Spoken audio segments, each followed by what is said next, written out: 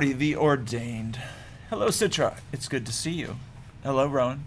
Will the candidates please refrain from speaking to each other and face the conclave, said Xenocrates. The whispers and mumbles from the gathered sides ceased the moment both Citra and Rowan faced them. Never before had such silence fallen over the assembly hall. Rowan smiled slightly, not out of amusement, but out of satisfaction. The two of them, side by side, commanded an undeniable gravity that could silence 300 scythes. Whatever else happened today, Rowan would have this moment. Citra maintained a stoic facade, refusing to let the adrenaline flooding her system reveal itself on her face. The Bejuling Committee has studied your apprenticeships, Scythe Mandela announced to them, although it was meant more for the entire conclave. We have reviewed the performance on all three of your tests, the first two of which you both failed, but with extenuating circumstances both times. Clearly your instinct has been to protect each other, but the Scythedom must be protected first, at all costs. Hear, hear, shouted one of the Scythes in the back.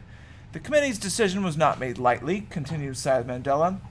Know that we gave both of you the fairest consideration we possibly could.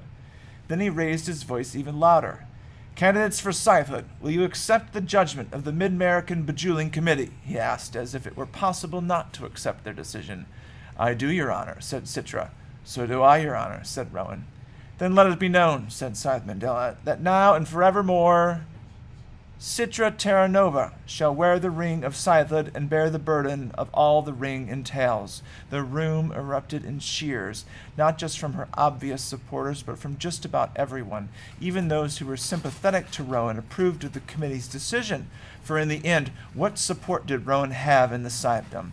Those who admired Goddard despised Rowan, and anyone who had given Rowan the benefit of the doubt before was rooting for Citra now. Only now did it become clear that Citra was all but ordained the moment Goddard and his disciples perished in the fire. Congratulations, Citra, said Rowan, beneath the roaring approval of the crowd. I knew you would do it. She found she couldn't even respond to him, couldn't even look at him. Scythe Mandela turned to her. Have you chosen your patron historic? I have, Your Honor. Then take this ring I hold out to you, put it on your finger, and announce to the Mid-American Scythedom and to the world who you now are. Citra took the ring, her hands shaking so much she almost dropped it. She slipped it on her finger, a perfect fit. It was heavy on her finger, and the gold of the setting was cold, but was quickly warmed by her body heat. She held her hand up as she had seen other ordained candidates do. I choose to be known as Scythe Anastasia, she told them, after the youngest member of the family Romanov. The gathered scythes turned to one another, discussing her choice among themselves. Miss Terranova, said Highblade Xenocrates, clearly not pleased. I can't say this is an appropriate choice. The Tsars of Russia were known more for their excess than their contribution to civilization, and Anastasia Romanov did nothing of note in her short life. Exactly why I chose her, Your Excellency, Citra said, holding eye contact with him. She was the product of a corrupt system, and because of that was denied her very life, as I almost was. Xenocrates bristled the slightest bit. Citra went on. Had she lived, who knows what she might have done? Perhaps she could have changed the world and redeemed her family name. I choose to be Scythe Anastasia. I vow to become the change that might have been. The Highblade held her gaze and held his silence. Then one scythe rose and began applauding, Scythe Curie. Then another joined her, and another, and soon the entire Scythedom was on their feet in an ovation for the newly ordained Scythe Anastasia. Rowan knew they had made the right decision, and when he had heard Citra defend her choice for patron historic, he admired her more than he ever had. Were he not already standing, he would have risen to his feet in ovation as well. Then, as the accolades died down and the scythes were seated, Scythe Mandela turned to Citra. You know what you have to do. I do, Your Honor. What method do you choose? Blade, she said. So many of my trials seem to be by blade, this one should be no different. And of course a tray of knives was ready, just out of sight. It was now brought in by a junior scythe who had just been ordained at Harvest Conclave. Rowan watched Citra closely, but she would not meet his gaze. She looked over the tray of knives, finally settling on a nasty-looking Bowie knife. I used one of these to kill my brother yesterday, Citra said. I swore I'd never touch one again, but here I am. How is he? Rowan asked. Finally, Citra looked at him. There was fear in her eyes, but also resolve. Good, thought Rowan. Let her be decisive about this. It will be quicker. He's in revival, she said, with a hot fudge sundae on order for him when he wakes up. Lucky him. Rowan looked out at the grand elegy of scythes. At this moment, less of a conclave and more of an audience. They're waiting for a show, Rowan said. Shall we give it to them? Citra nodded slightly, and with a sentiment that was both heartfelt and true, Rowan said, It is my honor to be gleaned by you, scythe Anastasia.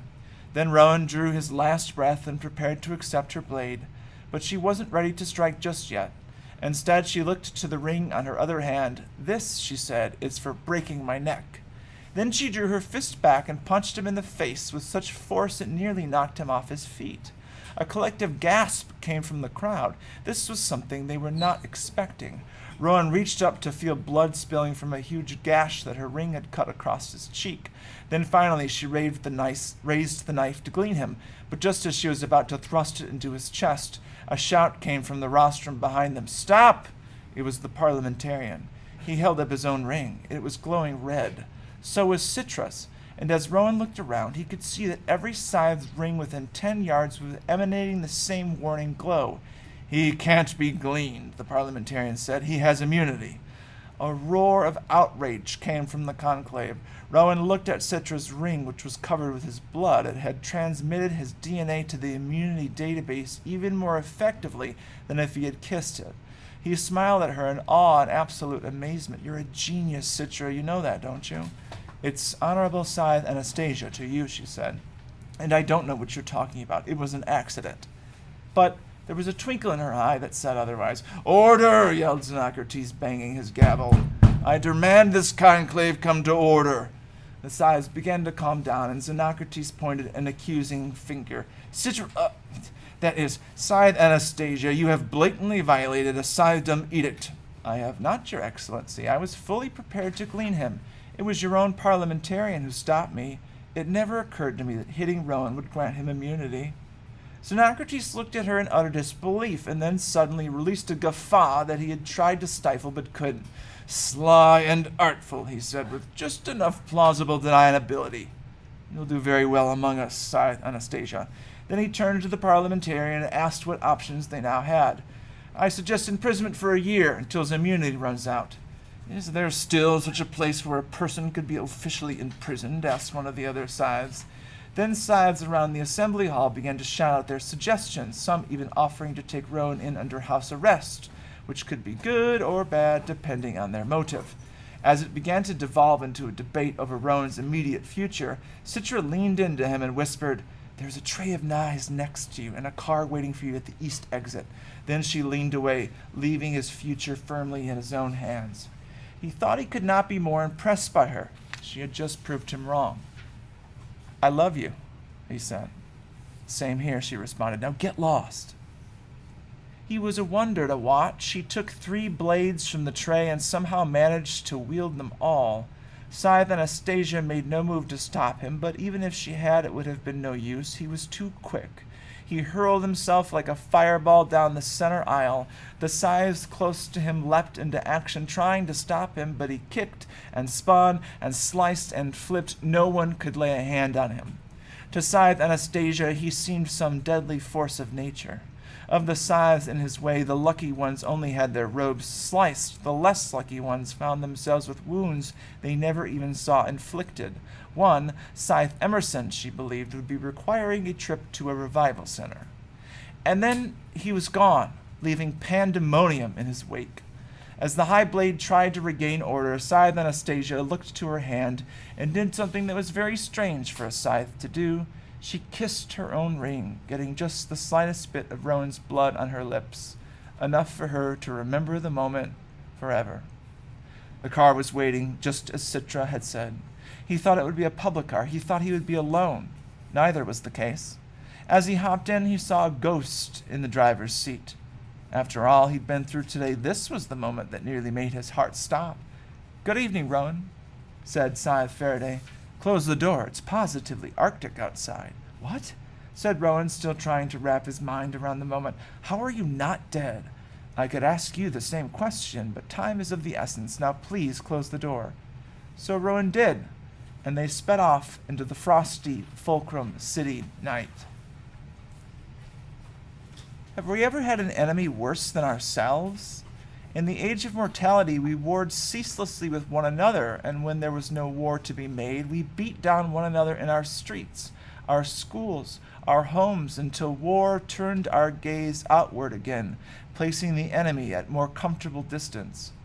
But all such conflict is a thing of the past. There is peace on earth, goodwill towards all humankind, except, and that's the thing, there is always an exception. I haven't been a scythe for long, but I can already see the scythedom is in danger of becoming that exception, not just here in mid-America, but worldwide. The first scythes were true visionaries and saw the wisdom of continuing to cultivate wisdom. They understood that the soul of a scythe needs to remain pure, free from malice and greed and pride, but filled with conscience. However, rot grows on even the sturdiest of foundations. If the conscience of the scythedom fails, replaced by the avarice of privilege, we could become our own worst enemy again. And to complicate it, new wrinkles are being added to the fabric of the scythedom every day. Take, for instance, the latest rumor, which, in the months since I was ordained, has spread beyond the scythedom and has whispered among the general population. According to the rumor, there was someone out there who is seeking out corrupt, despicable scythes and ending their existence by fire. One thing is certain, he's not an ordained scythe, and yet people have started to call him Scythe Lucifer. I'm terrified that it might be true, but more terrified that I might want it to be true. It was never my desire to be a scythe. I suppose that might make me a good one. I don't know yet, because it's all so new and I still have so much to learn. For now, I must give all my attention to gleaning with compassion and conscience, with hopes that it will help our perfect world stay perfect. And if ever Scythe Lucifer comes my way, I hope he'll see me as one of the good ones, the way he once did. From the Gleaning Journal of the Honorable Scythe Anastasia.